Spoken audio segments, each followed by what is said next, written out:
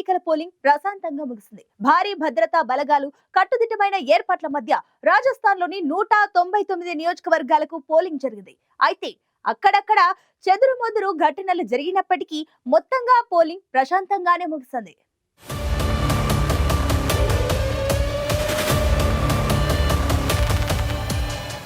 Rajasthan assembly ఎన్నికల్లో polling ఎంత శాతం నమోదైంది? గత ఎన్నికలతో పోలిస్తే ఈసారి పోలింగ్ పెరిగిందా, తగ్గిందా? అయితే ఈసారి రాజస్థాన్ ఓటర్ ట్రెండ్ కాంగ్రెస్ బీజేపీలలో ఏ పార్టీకి కలిసి రానుంది?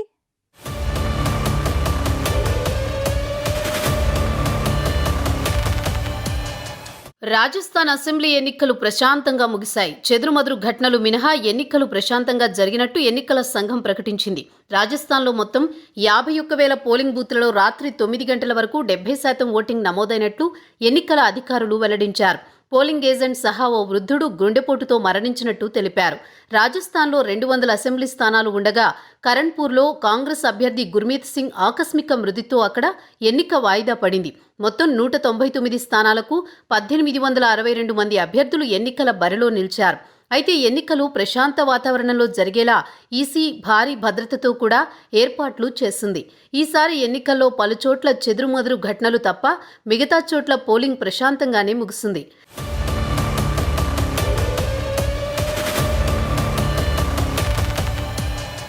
రాజస్థాన్లో ఓటు వేసేందుకు ఓటర్లు ఉదయం నుంచే పోలింగ్ బూత్ల వద్ద క్యూ కట్టారు.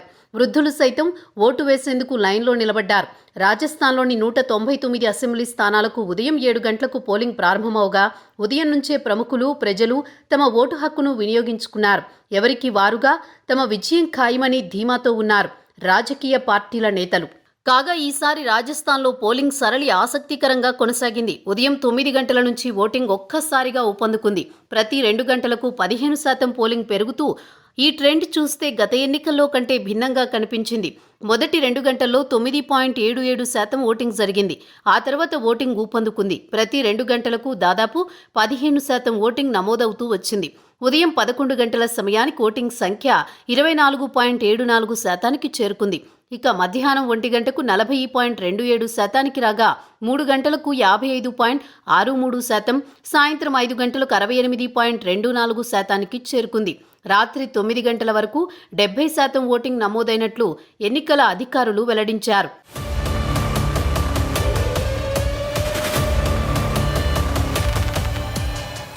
రాజస్థాన్ అసెంబ్లీ ఎన్నికల్లో ఉదయం నుంచే ప్రముఖులు పెద్ద సంఖ్యలో పోలింగ్ బూత్లకు చేరుకుని ఓటు హక్కును వినియోగించుకున్నారు. లోక్సభ స్పీకర్ ఓం బిర్లా కోటా నియోజకవర్గంలో తన ఓటు హక్కు వినియోగించుకున్నారు. రాజస్థాన్లోని సర్దార్పురాలో ఆ రాష్ట్ర ముఖ్యమంత్రి అశోక్ గెహ్లాట్ ఓటు వేశారు. రాజస్థాన్ గవర్నర్ కల్రాజ్ మిశ్రా జైపూర్లో ఓటు వేశారు. మరోవైపు రాజస్థాన్ ముఖ్యమంత్రి అశోక్ గెహ్లాట్ కుమారుడు వైభవ్ గెహ్లోట్ సర్దార్పురాలో తన ఓటు హక్కును వినియోగించుకున్నారు.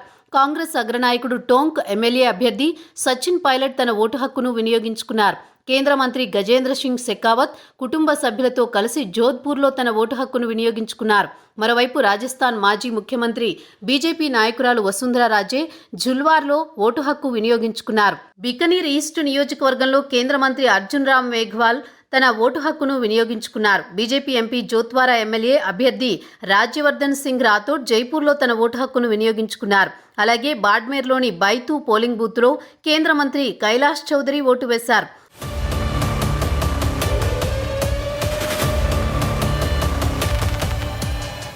రాజస్థాన్ అసెంబ్లీ ఎన్నికల సందర్భంగా ఎలాంటి అవాంఛనీయ ఘటనలు చోటు చేసుకోకుండా ఉండేందుకు ఎలక్షన్ కమిషన్ కట్టుదిట్టమైన భద్రతను ఏర్పాటు చేసింది. 51,000కు పైగా పోలింగ్ కేంద్రాలు ఏర్పాటు చేసిన ఈసీ 1,70,000 మంది భద్రతా సిబ్బందిని రంగంలోకి దించింది. సుమారు 2.74 లక్షల మంది పోలింగ్ సిబ్బంది ఎన్నికల విధులు నిర్వర్తించారు. రాజస్థాన్లో చెదురుమదురు ఘటనలు మినహా పోలింగ్ ప్రశాంతంగా ముగిసింది. అసెంబ్లీ ఎన్నికల సందర్భంగా శికార్లో అల్లర్లు జరిగాయి. 2 వర్గాల మధ్య వాగ్వాదం మొదలై అది రాళ్ల దాడికి దారితీసింది. రాళ్లతో దాడి ఆ ప్రాంతం ఉద్రిక్తతగా మారింది. వెంటనే అలర్ట్ అయిన పోలీసులు అల్లరి మూకలను చెదరగొట్టారు. కొందరిని అదుపులోకి తీసుకున్నారు.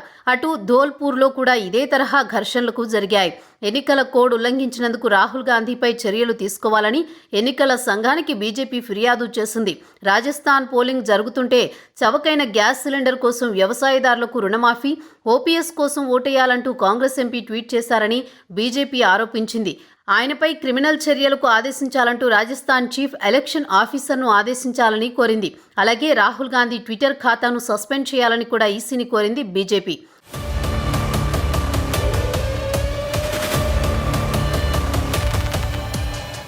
రాజస్థాన్ అసెంబ్లీ ఎన్నికల్లో విజయంపై అటు కాంగ్రెస్ నేతలు ఇటు బీజేపీ నేతలు ఎవరికి వారే ధీమాతో ఉన్నారు.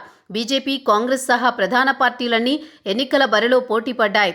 రెండోసారి అధికారంలోకి వచ్చేందుకు కాంగ్రెస్ పట్టుదలగా ప్రచారం సాగించగా, లోక్సభ ఎన్నికలను దృష్టిలో ఉంచుకుని అసెంబ్లీ ఎన్నికలను బీజేపీ ప్రతిష్టాత్మకంగా తీసుకుంది. ముఖ్యంగా అశోక్ గెహ్లాట్, మాజీ ముఖ్యమంత్రి వసుంధరా రాజే, మాజీ ఉప ముఖ్యమంత్రి సచిన్ పైలట్, కాంగ్రెస్ జాతీయ ప్రతినిధి గౌరవ్ వల్లభ్, కేంద్ర మంత్రి Rajyavardhan Rathore, Vishwanath Mewar, Rajasthan assembly speaker CP Joshi, Rajasthan విపక్ష నేత రాజేంద్ర రాథోడ్ తదితరులు ఎన్నికల బరిలో నిలిచారు.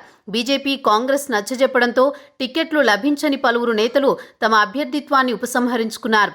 అయినప్పటికీ ఇరు పార్టీలకు చెందిన 45 మంది తిరుగుబాటు అభ్యర్థులు రంగంలోకి దిగి ఎన్నికల్లో పోటీ చేశారు. వీరిలో ఎమ్మెల్యేలు, మాజీ ఎమ్మెల్యేలు కూడా ఉన్నారు.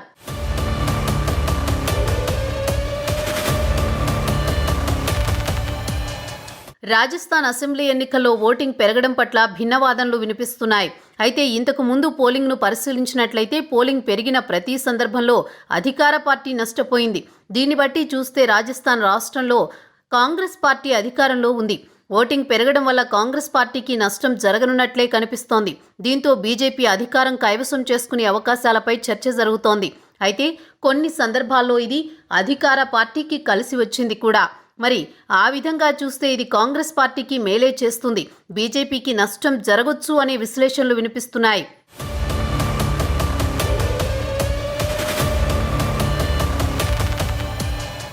ఇప్పటికీ విడుదలైన ఒపీనియన్ పోల్ సర్వేలో ఎక్కువగా బీజేపీకి అనుకూలంగా ఫలితాలను ఇచ్చాయి.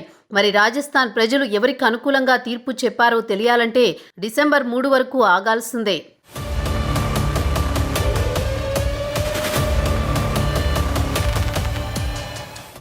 రాజస్థాన్ అసెంబ్లీ ఎన్నికల్లో చెదురుమదురు ఘటనలు మినహా పోలింగ్ ప్రశాంతంగా ముగిసింది. దాదాపు 70% పోలింగ్ నమోదైంది. ఈసారి ఎన్నికల్లో గెలుపుపై అటు కాంగ్రెస్ ఇటు బీజేపీ ధీమాతో ఉన్నాయి.